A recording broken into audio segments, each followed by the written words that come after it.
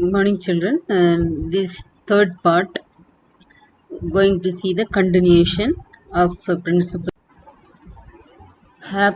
haplodiploidy in honeybees. How the sex was determined in honeybees. So honeybees are hymenopteran insects such as ant, wasp. So a mechanism of sex determination is called haplodiploidy mechanism. So பாருங்க இங்க queen டைப்ளாய்டி double set of chromosome இருக்கு. ட்ரோனுக்கு ஒரு set தான் இருக்கு. Chromosome தான் உங்களுக்கு ரவுண்ட் போட்டு காமிச்சிருக்கு. ரெண்டா இருக்கா, அங்க சிங்கிளா இருக்கு. ஸோ மெயில்ல இருந்து அதே குயின்ல இருந்து ட்ரோன்ஸும் டெவலப் ஆகுது. குயின்ல உள்ள எக்கும் ட்ரோன்ல உள்ள ஸ்பேமும் சேர்ந்து ஒர்க்கர்ஸ் டிப்ளாய்டா இருக்கு. ஓகேவா? ஸோ இப்படி இந்த காலனியில two different variety haploidsum இருக்கு, workers and queen வந்து diploids. So such a type of sex determination is called haplodiploidy. haploidum இருக்கு, diploid. haploidனா என்ன? single set. diploidனா என்ன? two set. So fertilized eggs develop into females. fertilizedனா என்ன? ஸ்பேமும் எக்கும் unite ஆச்சுன்னா fertilized. unfertilized eggs வந்து மேல்ஸா மாறிடுது. அதனால தான் ஒரு செட் ஆஃப் குரோமோசோம் இருக்கு by parthenogenesis. Males have half the number of chromosome, that is haploid. Females have double the number of diploid. Hence the name haplodiploidy for this system of sex determination. So it facilitates the evolution of sociality. So இந்த மாதிரி ஒரு sex determination இருக்கிறதுனால only one diploid becomes queen and lays the eggs for the colony. Other females which are diploid having developed from fertilized eggs. fertilized eggs ல இருந்து தான் develop ஆகுது, diploid தான். But they become workers. பாத்தீங்களா? So எப்படி egg develop ஆகுது, இந்த எக்கும் ஸ்பேமும் சேர்ற இது வந்து டிப்ளாய்டா மாறுது. வெறும் எக்ல இருந்து டெவலப் ஆகுது, ஃபர்டிலைசேஷனே ஆகாம வர்றது ஹெப்ளாய்டு மெயிலா மாறிடுது. ஓகேவா? அண்டர்ஸ்டாண்ட்? புரியுதா இல்லையா? புரியுதா? So this is two kind of fertilization. ஒன்று diploid variety, இன்னொன்று haploid. So the diploids வந்து among the diploids only one become queen, others become worker. Okay. So the queens helps to raise the colony, reproductive success indirectly to their own. So the phenomenon is known as kin selection. அது வந்து ஒரு master ஆயிருது, அது ஒரு குயினா மாறிட்டு அது overcome மற்ற ஓனரா மாறிடுது. Their queen construct their social environment by releasing a hormone that suppresses the fertility of the workers. So அதுல ஒன்னு குயினா மாறுறது ஒரு ஹார்மோன் செக்ரீட் பண்ணி அதர் ஒர்க்கர்ஸை வந்து சப்ரஸ் பண்ணிடும் அதோடைய ஃபெர்டிலிட்டியை. So they are not able to lay X.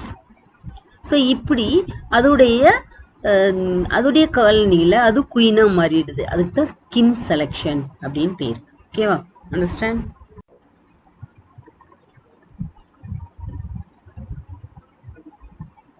Good morning, children. This third part going to see the continuation of principles of inheritance.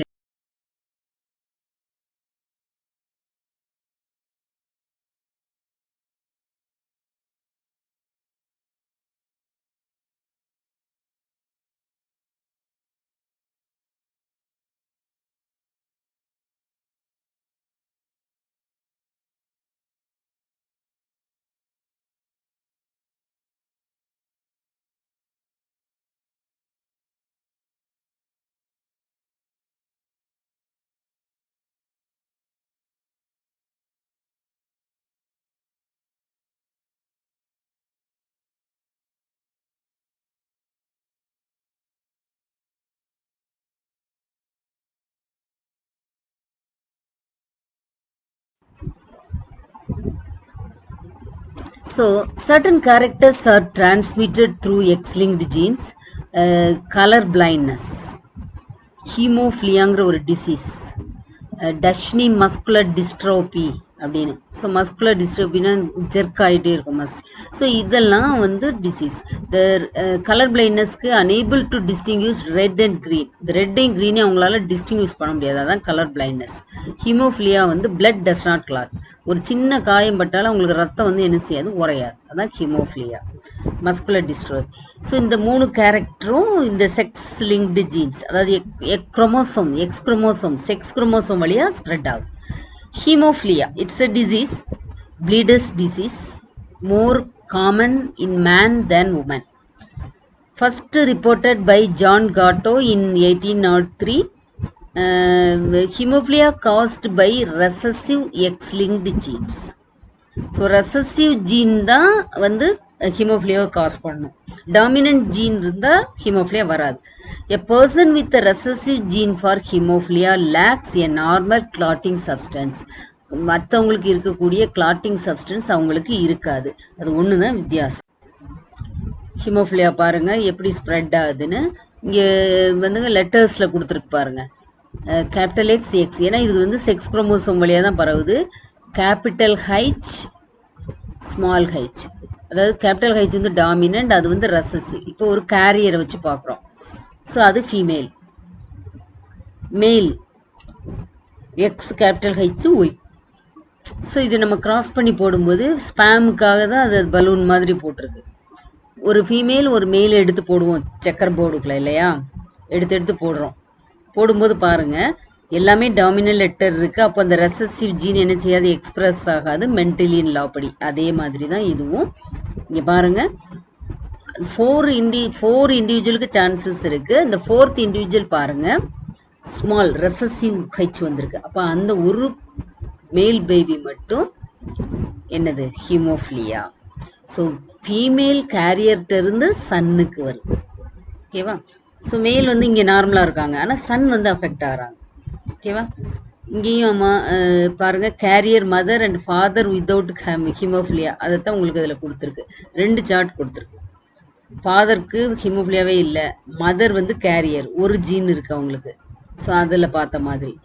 So Sun வந்து அவங்களுக்கு எப்படிப்பட்ட சன் பாருங்க, வித்தவுட் ஹீமோஃபிலியா. டாக்டர் வந்து கேரியராக இருக்காங்க. சன் ஹஸ் ஒரு Sun வந்து ஹீமோஃபிலியாவாக இருக்கான். இன்னொரு டாக்டர் வந்து ஹெல்த்தியாக இருக்காங்க, எந்த ஜீனுமே இல்லை, 2 டாமினன்ட் ஜீன் வருது அவங்களுக்கு. அடுத்த பேரண்ட் பாருங்க, father with haemophilia, mother is not a carrier. Mother வந்து கேரியரே கிடையாது, மதர் வந்து ஹெல்த்தி மதர். அப்போ பாருங்க சன் வந்து வித்தவுட் ஹீமோஃபிலியா, டாக்டர் வந்து கேரியராக இருக்காங்க. ஃபாதர்கிட்ட இருந்தாலும் அது வந்து ஸ்ப்ரெட் ஆகுது. சன் வந்து வித்தவுட் ஹீமோஃபிலியா கிடையாது, டாக்டர் வந்து carrier.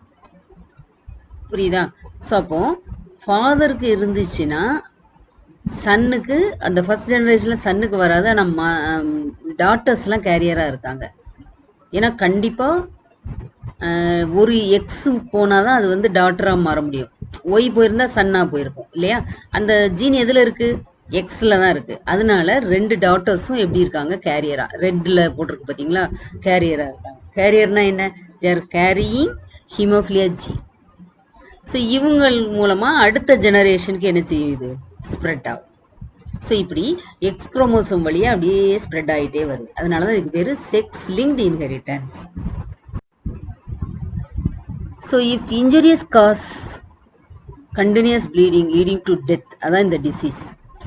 So females are carriers of the disease who transmit the disease to 50% of their sons even if the male parent is normal. இப்போ அதில் பார்த்தோம்ல அந்த கிராஸில் அதை தான் உங்களுக்கு கொடுத்துருக்கு. ஸோ அதனால் இந்த பேட்டர்னுக்கு பேர் criss cross pattern of inheritance. Now color blindness, dominant X-linked gene necessary for the formation of color sensitive cells, that is cones. Recessive form வந்து incapable of producing color sensitive cone cells. So color sensitive cone cells produce பண்ண முடியாது. Capital X இருந்தால் அவங்களால produce பண்ண முடியும், recessive எக்ஸ்னால் அவங்களால produce பண்ண முடியாது. ஹோமோசைகஸ் ரெசசிவ் ஃபீமேல்ஸ் ரெண்டுமே கலர் பிளைண்ட் ஜீன் அவங்களுக்கு இருக்கு, பார்த்துக்கோங்க. ஹெமிசைகஸ் மேல், அதாவது ஹெமிசைகஸ் மேல்னா என்ன, எக்ஸ்-லிங்க்டு ஜீன், அதனால அவங்களுக்கு எக்ஸ்ல மட்டும் இருக்கு. unable to distinguish red and green colour. இவங்க 2 பேரும் இந்த மாதிரி ஒரு ஜீனோடைப்ல இருந்தாதான் அவங்களால என்ன பண்ண முடியாது, ரெட் கலர் எது கிரீன் கலர் எதுன்னு கண்டுபிடிக்க முடியாது. அந்த பீப்புளை தான் நம்ம என்னன்னு சொல்றோம், கலர் பிளைண்ட்னஸ். அவங்கள்ட்ட என்ன ஜீன் இருக்கு, ரெண்டுமே ரெசசிவ் ஜீன் இருக்கு. ஃபீமேல்ல பாருங்க, ஸ்மால் சி. மேல்ல ஒரு எக்ஸ் தான் இருக்கும். ஏன்னா because it is X-linked gene, அதனால ஒரு சி இருக்கு, ஸ்மால் சி.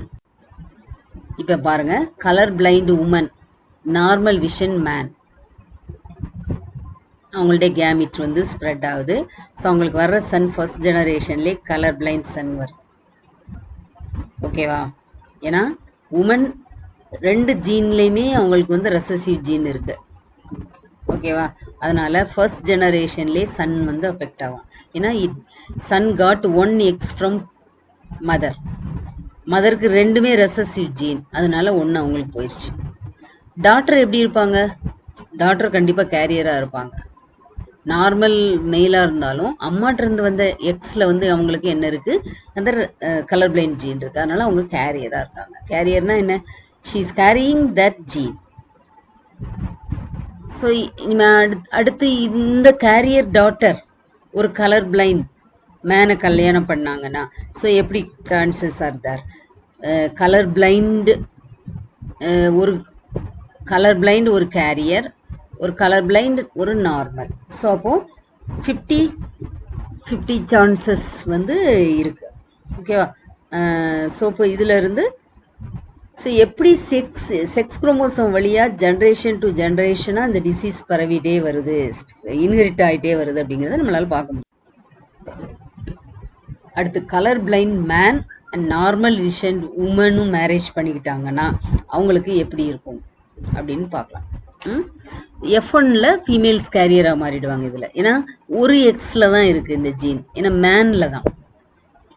நார்மல் விஷன் மேல் ப்ரொடியூஸ் 1 நார்மல் விஷன். ஸோ இப்போ இதில் பார்க்க போகிறோம்.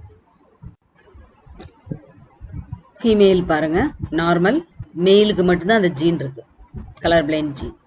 ஸோ அப்போ கிராஸ் போடும்போது கேரியர் டாட்டர், ஃபர்ஸ்ட் ஜெனரேஷன்லேயே அவங்களுக்கு பிறக்கிற டாட்டர் வந்து கேரியராக இருக்காங்க, சன் வந்து நார்மலாக இருக்கான். இப்போ இந்த கேரியர் டாட்டர் ஒரு நார்மல் மேலே கல்யாணம் பண்ணுறாங்கன்னு வச்சுக்கோங்களேன், அப்போ அவங்க மூலமாக அந்த ஜீன் வந்து பரவுது பாருங்க. ஸோ இப்போ இவங்கள்ட்ட ஒரே ஒரு ஜீன் இருக்கு. So 2 egg she can produce. Normal மேல் வந்து ஒரு எக்ஸ் ஒரு ஒய். ஸோ இப்போ அந்த ரெசசிவ் சி ஜீன் வந்து ஒரு நார்மல் மேலோட எக்ஸ் குரோமோசோமோட சேரும்போது டாட்டர் வந்து அவங்களுக்கு பிறக்கிற டாட்டர் வந்து கேரியராக இருக்காங்க. இன்னொரு சான்ஸ் நார்மல் டாட்டர் பிறக்கவும் சான்சஸ் இருக்கு. இந்த ஜீன் வந்து ஒய் குரோமோசோமோட சேரும்போது நார்மலா உள்ள எக்ஸ் குரோமோசோம் சேரும்போது நார்மல் சன். ஆனா அந்த சி கேரியிங் எக்ஸ் குரோமோசோம் ஒய்யோட போய் ஜாயிண்ட் ஆகும்போது கலர் பிளைண்ட் சன். ஓகேவா? ஸோ இப்போ மெயில்ல இருந்துச்சுன்னா ஒரு ஃபர்ஸ்ட் ஜெனரேஷன்ல எக்ஸ்பிரஸ் ஆகாம செகண்ட் ஜெனரேஷன்ல எக்ஸ்பிரஸ் ஆகுது. அதான் கிராஸ் இன்ஹெரிட்டன்ஸ். சரியா? ஸ்கிப் ஜெனரேஷன், ஒரு ஜெனரேஷன் விட்டு அடுத்த ஜெனரேஷன்ல. ஸோ அதே மேலுக்கு அந்த டாட்டர்ஸ் ஃபுல்லா எப்படி வராங்க, கேரியரா வராங்க. ஆனா இது ப்ரீவியஸ் கிராஸ்ல எப்படி பார்த்தோம், ஃபீமேல்ஸ் கலர் பிளைண்ட் ஆகும்போது ஃபர்ஸ்ட் ஜெனரேஷன்லையும் அஃபெக்ட் ஆவாங்க, செகண்ட் ஜெனரேஷன்லையும் அஃபெக்ட் ஆவாங்க. So according to the colour blindness. ஓகேவா?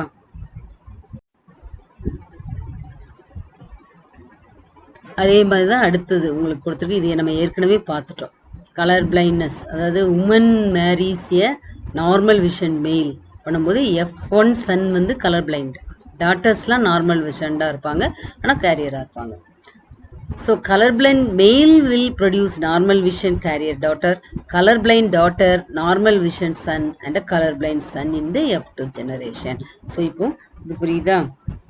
ஸோ அந்த சார்ட்டை நம்ம இப்போ இங்கே வந்து வெர்பலா இங்கே பாருங்க. கலர் பிளைண்ட் இன்னும் உங்களுக்கு நல்ல கிளியராக வர்றதுக்காக colour blind woman and normal man marry பண்ணும்போது இந்த கிராஸ் எப்படி வருது அப்படிங்கிறத திருப்பியும் உங்களுக்கு ரிப்பீட் பண்ணி காமிச்சிருக்கு. F1 நார்மல் டாட்டரும் கலர் பிளைண்ட் மேனும் மேரி பண்ணிட்டா எப்படி கிடைக்கும் பாட்டுக்க.